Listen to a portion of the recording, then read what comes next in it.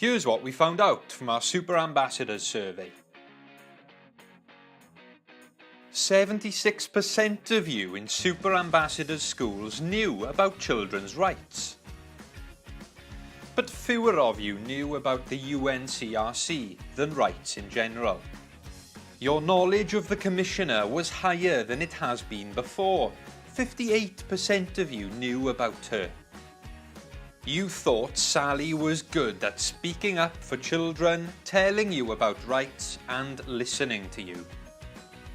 The number of Welsh language schools on our scheme more than doubled.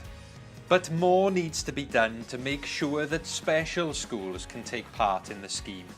Super Ambassadors are doing lots to raise awareness of rights in school.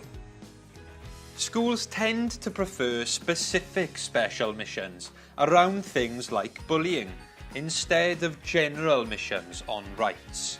And teachers would like more training on rights.